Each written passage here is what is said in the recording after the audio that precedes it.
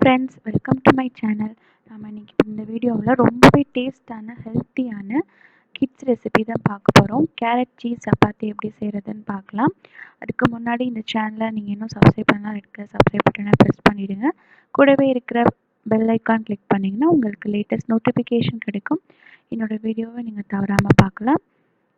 வாங்க நம்ம இந்த ரெசிபி எப்படி செய்கிறதுன்னு பார்க்கலாம்.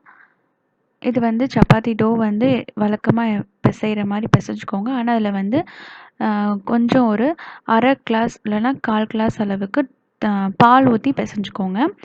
அப்புறம் கொஞ்சோண்டு கேரட் துருவி வச்சுருக்கேன். ஒரு ஸ்லைஸ் ஆஃப் சீஸ் எடுத்து வச்சுருக்கேன்.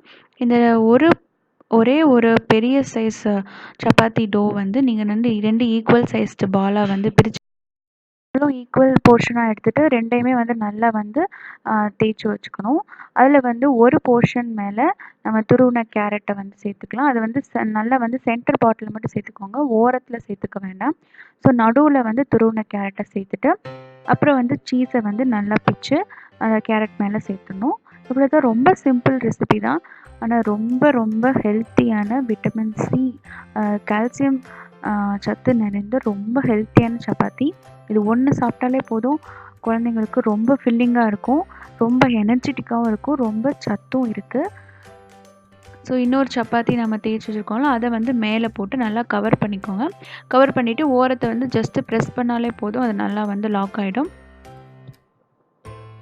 இந்த மாதிரி நல்லா சுற்றி நல்லா ப்ரெஸ் பண்ணிக்கோங்க. ஸோ அது எதுவுமே வெளியே வராமல் இருக்கிறதுக்காக தான் அந்த மாதிரி நல்லா ப்ரெஸ் பண்ணிக்கணும்.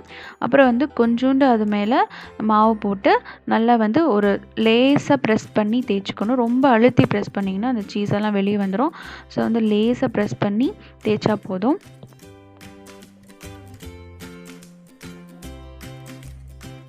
ஸோ கேரட்டோட சீஸ் மிக்ஸ் ஆகும்போது ரொம்ப டேஸ்ட்டாக இருக்கும். இந்த சீஸில் சால்ட் இருக்கிறதுனால சால்ட்டு போடணும் அவசியம் கிடையாது. ஸோ கேரட்டும் சீஸும் சேர்ந்து சாப்பிடும்போது ரொம்பவே டேஸ்ட் நல்லாயிருக்கும். இப்போ நம்ம நல்லா சுட்டு எடுத்துக்கலாம். ஒரு தவாவில் நல்லா தவா ஹீட் ஆன பிறகு இந்த உருட்டின சப்பாத்தியை சேர்த்துக்கோங்க. ரொம்ப பால் சேர்த்து பிசைஞ்சதுனால ரொம்பவுமே சாஃப்டாகவும் இருக்கும். ஸோ 2 பக்கமும் நல்லா பட்டர் தடவி நல்லா சுட்டு எடுத்துக்கலாம். இது வெயிட் ரொம்ப கம்மியாக இருக்கிற குழந்தைங்களுக்கு இந்த மாதிரி செஞ்சு கொடுத்தீங்கன்னா, டெய்லி செஞ்சு கொடுக்கணும் அவசியம் இல்லை. வீக்லி 1 இல்லைனா 2 தடவை செஞ்சு கொடுத்தீங்கனாலே ரொம்பவே ஹெல்த்தியானது. இதில் எல்லாமே இருக்குது. கோதுமை, மில்க்கு, பட்டர், சீஸ், கேரட் எல்லாமே இருக்குது. ஸோ இந்த நான் சப்பாத்தி டோ செய்யும் போதே கொஞ்சோண்டு சுகர் சேர்த்து நான் பிசைஞ்சிருவேன். ஸோ அந்த டேஸ்ட்டு உங்களுக்கு இருக்கும். ஸோ எல்லாமே மிக்ஸ் ஆகி நீங்கள் சப்பாத்தியாக சாப்பிடும்போது ரொம்பவே டேஸ்ட்டாக இருக்கும். தொட்டுக்க எதுவுமே அவசியம் கிடையாது, அப்படியே அவங்க சாப்பிட்லாம். ஸோ மில்க் சேர்த்து பிசைஞ்சதுனால உங்களுக்கு சப்பாத்தி ரொம்பவே சாஃப்டாக இருக்கும், நல்லா உப்பலாக வரும். ஸோ 2 பக்கமுமே நீங்கள் பட்டர் சேர்த்து நல்லா சுட்டு எடுத்துக்கோங்க. டேஸ்டான சப்பாத்தி ரெடி ஆகிடுச்சு. இந்த ரெசிபி உங்களுக்கு கண்டிப்பாக பிடிக்கும்னு நினைக்கிறேன். கண்டிப்பாக ட்ரை பண்ணி பாருங்கள் உங்கள் குழந்தைங்களுக்கு. பாருங்கள் சப்பாத்தி எப்படி உப்பலாக வருதுன்னு.